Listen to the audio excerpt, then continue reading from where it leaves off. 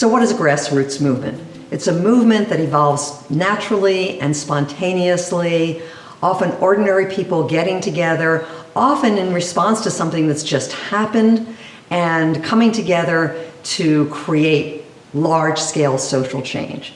So it probably is the most visible tool, the one you will see carried on social media and hear about, because there are large numbers of people. So let me give you two current examples. One is the Me Too movement. It was bubbling for years. Sexual assault didn't just happen a couple of years ago, but the social conditions had to be ready. As we talked about in an earlier video, it had to be seen as unjust, there had to be seen as a cause, and that there had to be an action to be taken. And what happened was, spontaneously, a couple of women got online and called out Me Too. Anyone who's been subjected to this, get online, tell your story. Okay? Very, very simple, humble beginnings, but has now gone on to affect Hollywood, Catholic Church, academia, gymnastics and other sports, the music industry, government at all levels, and throughout the world, from that beginning to that kind of large-scale change. Okay? So a good example of how grassroots can really spread so quickly and so thoroughly. Another example, also recent, is Never Again. And this, like many, many grassroots movements, started with youth. These were leaders in the Parkland School who were members of a drama club. This was a Parkland school shooting that went viral around the country. These were kids, these were young people who were smart enough to know how to tell their story and get it out directly to people.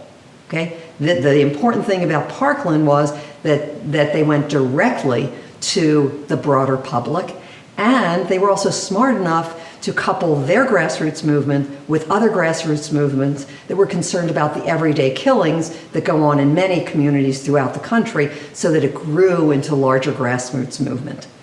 That group of Parkland students then spent the summer traveling around the country, okay, meeting with people, doing voter registration, and there's some evidence that that effort, particularly in Florida, increased not only youth registration to vote, but youth voting. So grassroots, from spontaneous and informal to large-scale change. So what are the advantages of a grassroots movement? One is that there are just strength in numbers. It garners attention, it's commanding, it's compelling, it's interesting. It also uses the strength of a core group of people that can go viral and get others to act. So you have kind of the first starters and the followers on. So you can include a lot of different kinds of people. There's a lower investment. If I'm asked to go on a march or sign up online, I'm not putting myself on the line in some of the same ways that some of the other levers would. And finally, it makes it okay for other people to join. So the first person who wrote Me Too, that was a very bold and courageous thing to do. The 10,037th person who did it felt a little safety in numbers. So those are some of the advantages of grassroots movements. There's some drawbacks.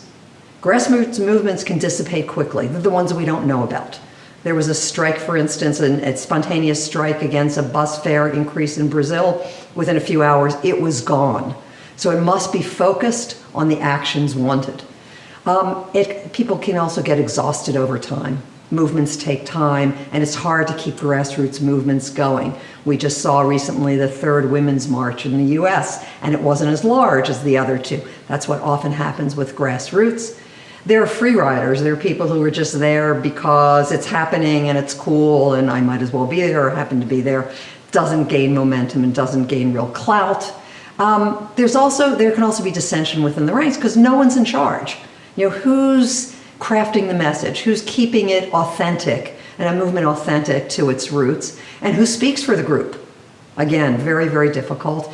And you often need alliances or allies to keep something going. So what's the place, what's the role of grassroots movements in large-scale social change? Often it's the first foray into large-scale change. A demonstration, it gains interest, it gains commitment from a larger group of people. May not have enough power to protect over time the issue or create real social change, but it can work with other levers that we'll talk about in a few minutes. And often, grassroots movements beget other movements. There's a cascading of movements that happens over time. Why? Because people see it can be done. The other thing that's sometimes a little hidden is if you were a leader in the civil rights movement, you may have then become a leader in the women's movement. If you were the leader in the women's movement, you may have become a leader in the LGBTQ movement. So you really create capacity and excellence over time. The key skill in grassroots organizing is the ability to mobilize people. And we'll talk about that more when we talk about the communications lever, which is often paired with grassroots organizing.